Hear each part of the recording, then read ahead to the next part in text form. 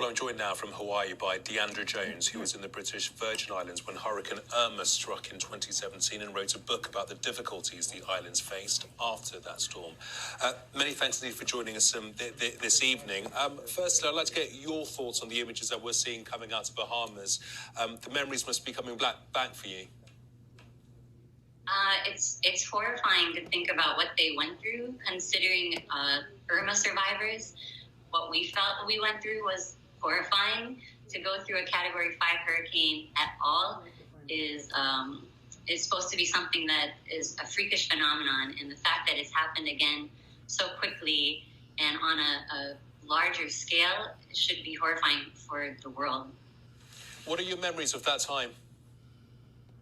Well, actually, 2 years ago to the day, my husband and I, like many others, were hiding in the floor of our shower, tied ourselves to our mattress as 178 plus mile per hour winds tore through our hurricane-proof home and actually destroyed the island. And we were lucky, although at the time, of course, we didn't feel like that the Irma was moving quickly. It was only about 7 or 8 hours, which is still psychological torture. And to imagine that Dorian hovered, sometimes crawling at 1 mile per hour for over 40 hours, plus the flooding, I just can't imagine what those people in the Bahamas have experienced and may experience in the next few months, the next years, those who survive.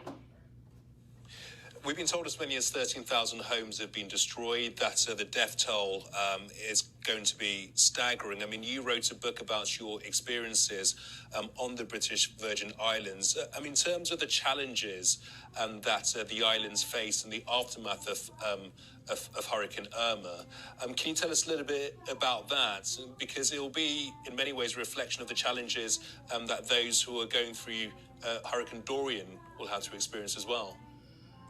Well, my husband and I were among those that were displaced. So we left, we were evacuated by the U.S. government. We spent about 1 week until we were actually able to get off the island. So I hope that it's faster for those in the Bahamas. We were lucky that our food and water supply lasted. We had that survived the hurricane. So we had something to subside on for that week, but it looks like the people in Bahamas don't have that. So I'm very concerned about the immediate aftermath, how they're going to get food and water, how they're going to get off the island. Those who stayed on the island, many of them, it was by choice because those are their homes, although many people sent their families away as they tried to stay home and rebuild their houses, their businesses, or even just clean up. So it's still ongoing. Tortola is luckily recovering and rebuilding, but it could take many more years, and if this is a recurring phenomenon in these tropical islands, I'm imagining that there's going to be islands that are never going to recover. And there'll be a lot of support that these respective communities will need as we move forward. Yes, absolutely.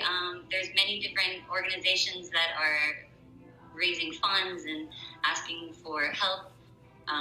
So I think it's really important, anybody that can help, find an organization that you align with, that you believe in, give what you can.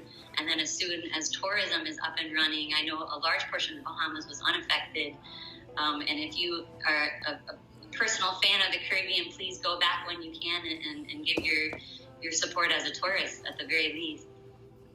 And Diandra, somebody who has lived through a hurricane, the magnitude of Irma, how long did it take you to pick yourself up from the psychological trauma that you must have experienced?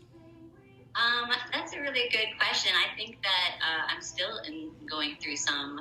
Definitely, I know everyone that I've been in contact with who survived Irma and is now watching the horror of what's happening in the Bahamas is reliving those emotions.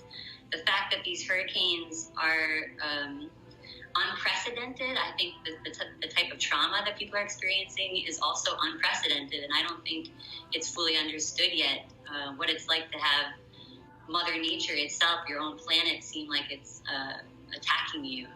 That's a pretty primal assault. So I think it's going to be a long time until people get over it and people understand what that kind of trauma is like. Okay, Diandra, appreciate your time. Thank you very much for joining us today. Thank you. Thank you. Let's cross over to Sky Sports News now for